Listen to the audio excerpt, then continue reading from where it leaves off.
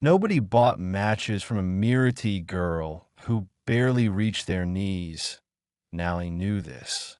She had known it for months now, standing in the same freezing corridor on the lower decks of Orbital Station Varka, holding a dented metal tray lined with thermal matchsticks. The sticks were cheap things, chemical rods that burned hot for about 30 seconds before dying out. They cost almost nothing to make. They sold for almost nothing, too, when they sold at all. Today, they were not selling at all. A Torvesi merchant walked past without slowing down. A pair of Gelid traders glanced at her tray and kept moving. A dock worker from a species she did not recognize stepped around her like she was a crack in the floor, something to avoid but not worth thinking about. Nally did not call out to them. She had learned early that calling out made things worse. Some aliens found it annoying. Others found it sad in a way that made them angry, as if her hunger was an insult to their comfortable day.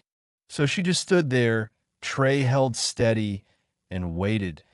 The corridor was one of the boundary passages between the mid-decks and the lower decks, a place where working aliens sometimes passed through on their way to cheaper supply shops. The lighting here was dim and yellow. The ventilation rattled like something was stuck inside it. The temperature hung just above freezing, which was uncomfortable for most species and dangerous for Mirati. Mirati were not built for cold. They were thin-boned, silver-skinned, with large dark eyes and delicate four-fingered hands. They came from a warm world that no longer existed. 2 generations ago, their sun had collapsed, and the Mirati had scattered across the galaxy as refugees. Some found new homes. Most did not. The ones who ended up on stations like Dvarka survived in the lower decks, where nobody cared enough to check on them and nobody cared enough to help. Nally was 7 years old. She had been alone for most of the last year. She shifted her weight from one foot to the other, trying to keep her blood moving. Her skin, which should have carried the soft, bioluminescent glow that all healthy Mirati had, was dull and flat. Only the faintest flicker of light moved under her silver surface, like a candle flame seen through thick fog. She could feel it fading. She tried not to think about what that meant. After another hour with no sails, she picked up her tray and walked back toward the deeper sections of the lower deck. The corridors here were narrower, darker, lined with makeshift shelters built from cargo panels and insulation sheets. Mirati refugees lived here in clusters, sharing what little warmth they could generate. The air smelled like recycled metal and old fabric. Nally reached her alcove, a small space behind a broken heating unit, just large enough for 2 people to lie down. Suri was there, wrapped in thin blankets, her breathing slow and shallow. Suri was old. She was the closest thing Nally had to family, a distant connection to her mother who had died on a transport ship 2 years ago. Suri had taken care of Nally when no one else would. But Suri was sick now and getting sicker, and they both knew it without saying it. How many? Suri asked without opening her eyes. None, Nally said. Suri made a small sound, not quite a sigh, more like a breath that carried weight. Sit down. Rest. Nally set her tray on the floor and sat beside the old woman. She pulled her knees to her chest and wrapped her thin arms around them. The cold pressed in from every direction. The broken heating unit behind them had not worked in months. Nobody was going to fix it. The station did not fix things in the lower decks. She reached in her tray and pulled out one matchstick.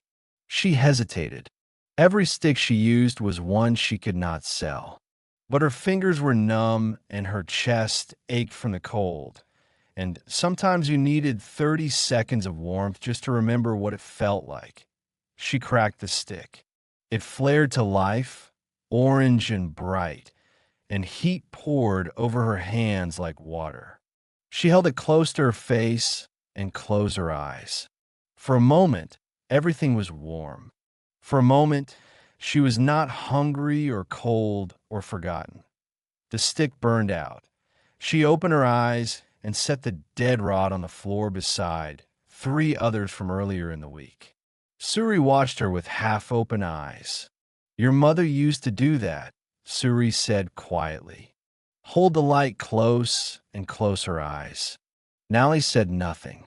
She pulled the small pouch from around her neck, a worn fabric thing that had once belonged to her mother, and held it against her chest. There was nothing inside it anymore. She kept it because it still smelled faintly of home, a home she had never actually seen.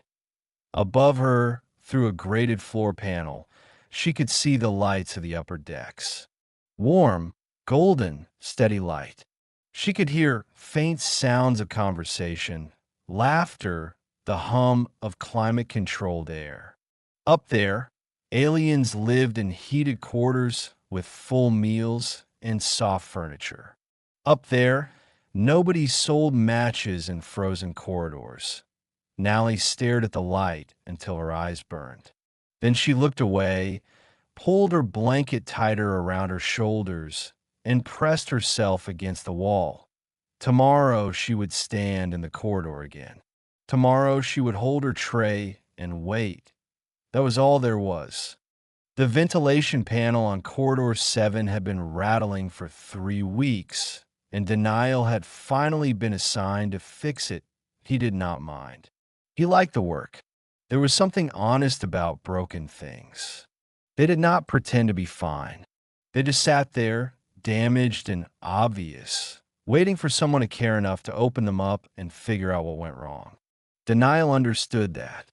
He had been broken himself for 2 years now, ever since his wife Amira had died from a sudden illness that the station medical bay could not treat in time. He had not pretended to be fine either.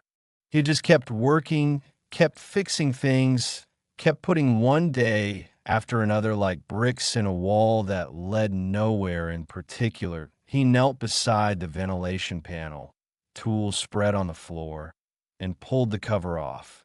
His 5-year-old daughter, Hannah, sat a few steps away, drawing shapes on a datapad with her finger. Her usual caretaker on the upper deck had called in sick, so Hannah was with him today. She did not mind. She liked watching her father work, and she liked exploring corridors she had never seen before. This corridor was close to the boundary between the mid-decks and the lower decks. The air here was colder than Hannah was used to. She pulled her jacket tighter and looked around with wide, curious eyes. The walls were metal and bare. The lights hummed with a faint yellow tone. It was not scary, but it was different. Denial reached inside the panel and found the problem. A loose coupling was vibrating against the duct wall. He pulled out a wrench and started tightening it. Behind him, Hannah set down her datapad and stood up. "Baba, I'm going to look at that," she said, pointing at something down the corridor. "Do not go far," Denial said without turning around. "I will not," Hannah said, already walking. She wandered about 20 steps to where the corridor widened slightly near an intersection. And there, standing against the wall with a metal tray in her thin hands, was a girl unlike anyone Hannah had ever seen. She was small, shorter than Hannah, with silver skin and large dark eyes that looked like they held the whole night sky. She wore clothes that were too thin for the cold, and she stood very still, like she had been standing there for a very long time. Hannah walked right up to her. "What are those?" she asked, pointing at the tray. Nally flinched. She took a half step back, holding the tray closer to her body. No one her size had ever just walked up to her and spoken. The aliens who passed through this corridor were always adults, always busy, always looking past her. This small creature with brown skin and dark hair and a thick jacket was looking directly at her. Matches, Nally said quietly. Thermal matches. What do they do? Nally hesitated. Then she pulled one from the tray, cracked it, and held it out. The stick flared orange and warm. Hannah leaned closer, her eyes going wide, and held her hands near the heat. That is so nice, Hannah said. It is like a tiny little sun. Nally did not know what to say to that. She held the match until it burned out. Can you do another one? Hannah asked. I have to sell them, Nally said. Hannah looked at her for a moment. Then she sat down on the floor, right there in the cold corridor, and crossed her legs. Okay, I will sit with you until someone buys one. Nally stared at her. She did not sit down. She did not know what to do with a person who simply decided to stay that a minute later, Denial realized his daughter was too quiet. He put down his wrench, stood up, and walked down the corridor. He found Hannah sitting on the floor next to a tiny alien girl with silver skin and a tray of matchsticks. The two of them were looking at each other in that serious, wordless way that only children can manage. Denial's first instinct was cautious. He did not know this species. He did not know if the lower decks were safe for Hannah. But then he looked more closely at the alien girl, and his caution turned into something else entirely. She was thin. Not just small, but thin in a way that meant she was not eating enough. Her clothes were worn through at the elbows and knees. Her skin, which he could tell was supposed to glow, was almost completely dark. She held her tray with both hands like it was the only thing keeping her standing. Denial knelt down slowly, the way he always did when he did not want to frighten someone. He looked at the tray. How much for all of them? He asked. Nally blinked. All of them. She told him the price. It was almost nothing. He pulled out his credit chip and paid without negotiating. Then he reached into his tool bag, pulled out a wrapped ration bar, and set it on her tray where the matches had been. Eat that, he said gently. It is not much, but it is something. Nally looked at the ration bar like it might disappear. Denial stood up, unzipped his jacket, and handed it to Hannah. Give her this, he said. Hannah took the jacket, stood up, and draped it over Nally's shoulders. It was far too big for her. It hung past her knees, but it was warm, and Nally's hands trembled as she pulled it around herself. Denial took Hannah's hand, and they started walking back toward the mid-decks. Hannah turned around and waved. Nally watched them go. She did not wave back. She did not know how, but under the borrowed jacket, a faint glow pulsed across her silver skin. Denial sat at his kitchen table after Hannah had gone to sleep and searched for everything he could find about the Mirati. The station database had a short entry. The Mirati homeworld, a warm planet called Rishea, had been destroyed by a stellar collapse 62 years ago. The surviving population had scattered across trade stations and colony outposts. Most had never been granted permanent residency anywhere.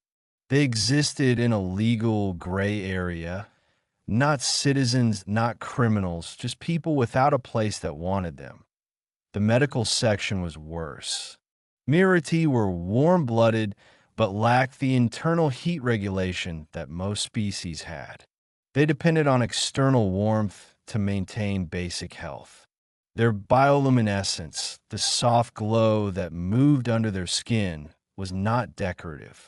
It was a sign of cellular function. When the glow faded, it meant the body was shutting down. In children, Permanent loss of bioluminescence was often followed by organ failure within months. Denial closed the screen and sat in the dark for a long time. That he kept seeing the girl. The way she held her tray like a shield. The way her skin was nearly dark. The way she had looked at a ration bar like it was something too good to be real.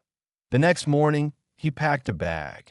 Inside it, he put 2 thermal blankets, a week's worth of ration packs, a water purification tab, and a small medical scanner he had borrowed from the engineering bay. He told his shift supervisor he needed to check the lower deck ventilation.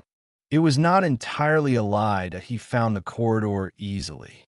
The lower decks were a maze, but maintenance workers learned the layout fast.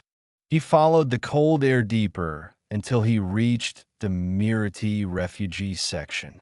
The conditions were worse than he had expected. The shelters were made from cargo scraps. The heating was non-existent. Children sat in clusters, wrapped in thin fabric, barely moving. He found Nally in her alcove behind the broken heating unit. She was sitting with her knees pulled to her chest, still wearing his jacket. She had wrapped it around herself twice and tucked the ends under her legs. She looked up when she heard footsteps and went tense. Denial stopped a few steps away and knelt down. "I brought some things," he said. He opened the bag and set the blankets and ration packs on the ground between them. Nally did not move. She looked at the supplies, then at him, then at the supplies again. A voice came from behind the heating unit. "Who is that?" Denial leaned to the side and saw an old Mirati woman lying under a thin cover. Her skin was almost entirely without light. Her breathing was labored. "My name is Denial. I'm a maintenance engineer from the mid-decks. I was here yesterday. I met this girl." The old woman studied him. Her dark eyes were sharp despite her weakness. "Suri," she said, "I'm the one who has been keeping Nally alive, though I will not be doing it much longer." Denial said nothing for a moment. He could see the truth of it. Suri was dying. It was not a question of if, but when. "How long has she been down here alone?" he asked. "She has been on this station for 2 years. Her mother died on the transport that brought them here. I took her because no one else did." Suri paused to breathe. "She sells matches for Overseer Gren. He takes most of what she earns. If she does not sell, she does not eat. That is how it works down here. Overseer Gren, Torvesai, runs the refugee section. He keeps things quiet and keeps himself comfortable. The station lets him because the alternative is actually spending money to help us." Denial felt something tighten in his chest. He looked at Nally, who had silently opened one of the ration packs and was eating in small, careful bites, like she was trying to make it last as long as possible. "She needs proper shelter," Denial said. "Proper food, medical attention." Suri almost smiled. "Yes, she does. So do the 40 other Mirati children on this deck. Are you going to help all of them?" Denial did not have an answer for that. He looked at the broken heating unit behind them. "I can fix this," he said. "This unit. It will not take long. The station will not approve it. I'm not asking the station." Suri looked at him for a long moment. Then she nodded slowly. "You are human," she said, as if that explained something she had been thinking about. "Yes, humans are strange. You feel things that are not your problem, and then you make them your problem." She coughed. "It is not a criticism. It is an observation." Denial opened his tool bag and started working on the heating unit. It took him an hour. A cracked coupling, a clogged filter, a disconnected power lead. Simple problems that nobody had bothered to fix because nobody in charge had bothered to look. When a unit hummed to life and warm air began pushing into the alcove, Nally looked up from her food. She turned toward the heat, and for a few seconds, she just sat there with her eyes closed, feeling it on her skin. Denial packed his tools. "I will come back," he said. Nally opened her eyes and looked at him. She did not say anything. She did not nod. There was something in her expression that was not quite distrust and not quite hope. It was the space between the two, the place where you wait to see if the world is going to keep its word for once. Denial walked back toward the mid-decks. Behind him, in the corridor outside Nally's alcove, a Torvesi official with cold eyes watched him leave and made a note on his datapad. Hannah carried the toy in both hands like it was something precious. It was a small stuffed bird, blue and slightly worn from being held too many nights. She had named it Neela. She had slept with it every night since she was 3. She gave it to Nally without hesitation. They were sitting on the floor of Nally's alcove, the heating unit humming behind them. Denial stood a few steps back, watching. Hannah held out the bird, and Nally looked at it with the careful stillness of someone who had learned not to reach for things that might be taken away. "It is for you," Hannah said. "Her name is Neela, but you can change it if you want." Nally took the bird. She held it against her chest with both hands and said nothing, but a faint line of light moved across her collarbone, the first visible glow Denial had seen from her that was not just a flicker. This was their 4th visit. Each time, Denial brought supplies. Each time, Hannah sat with Nally and talked in the simple, fearless way that only children could manage. Hannah told Nally about her school lessons, the sounds the pipes made at night, and the time she found a beetle in the recycling bay. Nally rarely spoke, but she listened with her whole body, turning toward Hannah like a plant turning toward light. Denial used each visit to fix something. He repaired a cracked water pipe 2 alcoves down. He replaced a broken light panel. He reconnected a ventilation duct that had been disconnected so long that moss had grown inside it. The work was simple. The parts were cheap. None of it had been done because no one with the tools had ever bothered to come down here. The other Mirati refugees noticed. At first they watched him from a distance, silent and wary. Then an older man approached and pointed to a leaking seal near the shared water station. Then a woman with 2 small children showed him a heating coil that sparked whenever it was turned on. Denial fixed them all. He did not ask for anything. He did not explain himself. He just showed up with his tools and worked out on the 5th visit. Suri called him to her side. She was weaker now. She barely left her blankets. But her mind was still sharp and her eyes still saw everything. "Sit," she said. "Denial's Saturday. You see how she looks at your daughter." He did. Nally watched Hannah with an intensity that went beyond friendship.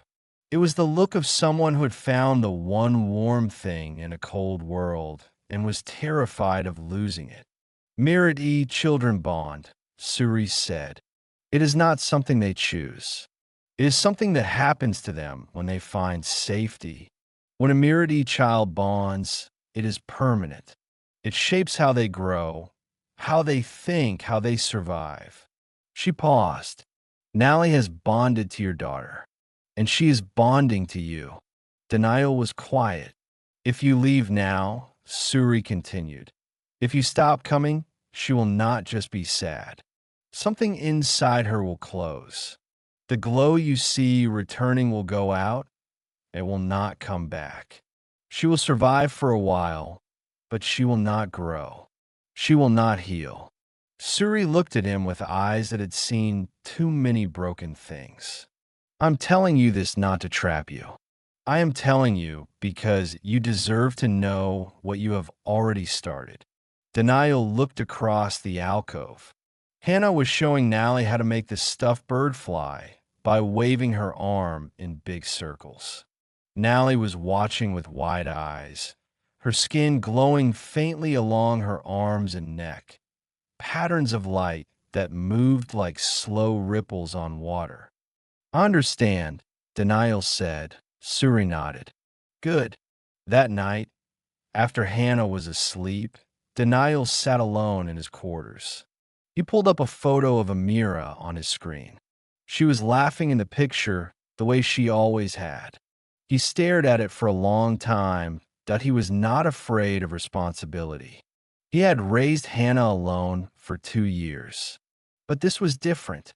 This was choosing to open a door he had sealed shut.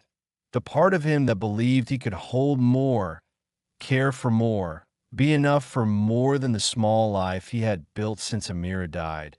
He thought about Nally holding the stuffed bird against her chest. He thought about Suri's warning. He thought about the 40 other Mirati children on the lower decks who had no one fixing their heating units or bringing them ration packs. He could not save all of them. He knew that. But he also knew that sometimes the world changed not because someone saved everyone, but because someone saved one. He turned off the screen and sat in the silence. The next morning, as he was preparing to leave for his shift, someone was waiting outside his door. Overseer Grin stood in the corridor, tall and broad-shouldered, with the gray-green skin of a Torvaci and flat, expressionless eyes. "Engineer Denial," Grin said. His voice was calm and polite in the way that threats often are. "I understand you've been spending time on the lower decks. I have been doing repair work that was not requested in a section that is not your assignment, among refugees who are registered under my oversight." Grin tilted his head slightly. "I would advise you to reconsider where you spend your free time. The lower decks are not your concern." Denial looked at him. "They should be someone's concern." Grin smiled. It did not reach his eyes. "They are. Mine." He turned and walked away, leaving Denial standing in his doorway with a cold feeling in his chest that had nothing to do with the temperature. The notification arrived on Denial's work terminal at the start of his shift. It was a formal security order filed by Overseer Grin, stating that Maintenance Engineer Denial had been entering restricted refugee zones without proper authorization and engaging in unauthorized contact with registered displaced miners. His lower deck access clearance was revoked effective immediately. Any further attempts to enter the refugee section would result in disciplinary review. Denial read it twice. Then he closed the screen and sat very still, that he had expected something like this. Grin had made his position clear outside Denial's door, but seeing it in writing, in the cold, formal language of station bureaucracy, made it real in a way the conversation had not. He was being locked out, not because he had done anything wrong, but because he had done something that made the wrong person uncomfortable, that he spent the next 2 days filing counter requests through the station maintenance office. He cited unsafe conditions in the lower decks. He attached documentation of every repair he had done, every broken system he had found, every hazard the station had ignored. He submitted a formal welfare concern for the Miradi refugee population, requesting an independent review of living conditions. Every request was acknowledged. None were acted on. The station ran on procedure, and procedure ran on priorities, and the lower deck refugees were not a priority for anyone who had the power to change things. That on the third day, Hannah asked why they were not visiting Nally. "I cannot go right now," Denial said. "There's a problem I am trying to fix. Is Nally okay?" Denial did not answer. He did not know. Nally was not okay. She stood in her usual corridor on the first day, holding her tray, waiting. Denial did not come. She told herself that meant nothing. People were busy. People had things to do. She sold 2 matchsticks to a dock worker and returned to her alcove. On the second day, she went back to the corridor and waited again. He did not come. She sold nothing. She sat on the cold floor for 4 hours before walking back. On the second night, Suri stopped breathing. Nally was lying beside her when it happened. There was no sound, no struggle. Suri simply exhaled once, and then she did not inhale again. The faint light that had still moved under her silver skin went still and then went dark, like a screen being turned off. Nally lay there for a long time, her hand on Suri's arm, waiting for something to change. Nothing changed. The alcove was warm from the heating unit Denial had fixed, but the warmth meant nothing now. The one person who had kept her tethered to the world was gone, and the world did not pause or notice. An older Mirati man came by in the morning and helped carry Suri's body to the lower deck's shared processing room. There was no ceremony. There were no words. On the lower decks, death was handled the same way broken equipment was handled, quietly and without paperwork. Nally returned to the empty alcove. She sat in the corner and held 2 things. In one hand, the stuffed bird Hannah had given her. In the other, her mother's pouch. She pressed them both against her chest and closed her eyes. Her bioluminescence, which had been slowly returning over the past weeks, began to fade again.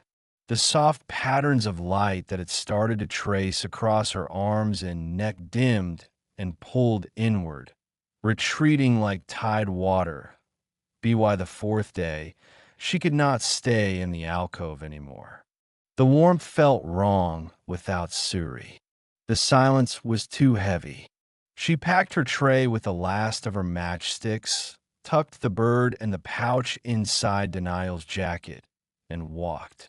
She walked through the lower deck corridors, past the shelters and the clusters of refugees, past the water station and the broken cargo lifts, until she reached the boundary wall that separated the lower decks from the mid-decks. There was a security partition here, a metal gate with gaps wide enough to see through, but too narrow to pass. On the other side, the corridor was brighter, warmer, and clean. Nally sat down on the cold floor in front of the partition. She pulled out her last thermal matchstick. She cracked it.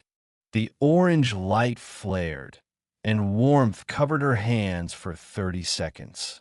She held it until it burned out. Then she sat in the dark, holding the dead stick, and waited for nothing. On the other side of the partition, a small figure appeared. Hannah had come to the mid-deck boundary because she had a feeling. She could not explain it better than that. She had asked her father where Nally lived, and he had told her it was on the lower decks, and she knew the lower decks were down. So she walked until she found a stairway, and then she walked until she found the gate. And there, sitting on the floor on the other side, was Nally. Nally. Hannah pressed her face against the gap in the partition. Nally, are you okay? Nally looked up. Her eyes were dry but empty. She did not speak. Hannah reached her small hand through the gap. Wait here. I'm going to get Baba. She ran. She ran faster than she had ever run. Back through the corridors, up the stairs, through the mid-deck hallways, until she burst into their quarters where Denial was sitting at the table, staring at another rejected request on his screen. Baba, Hannah said, breathing hard. She is at the gate. She is sitting on the floor. She is not glowing anymore.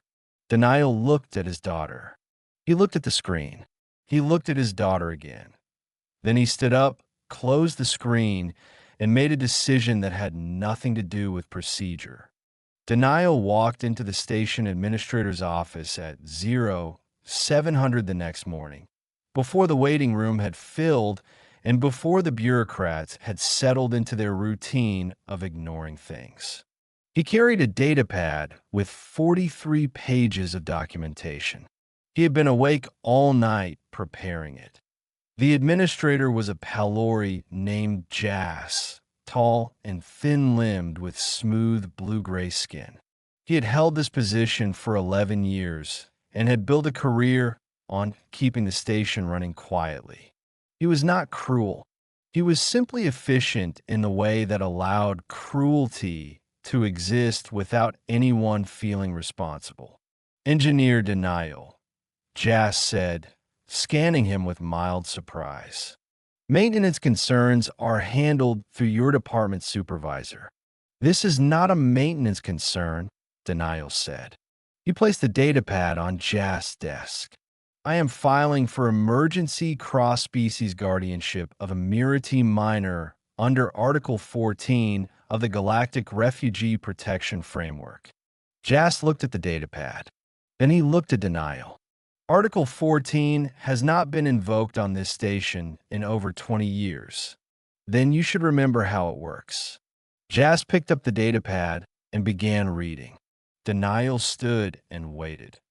Article 14 was a clause most administrators knew about but preferred to forget.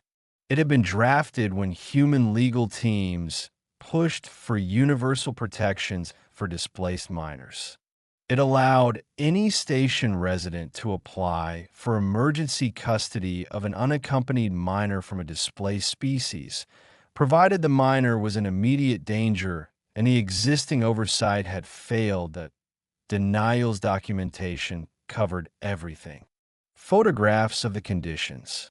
Temperature readings below survivable levels for Mirati. Records of the systems he had repaired, proving the station had neglected basic infrastructure. Medical data on bioluminescence loss. Suri's death, logged with no follow-up. In a detailed account of Gren's operation, the percentage he took from children, the neglect, Jas read for a long time. Then he set the datapad down.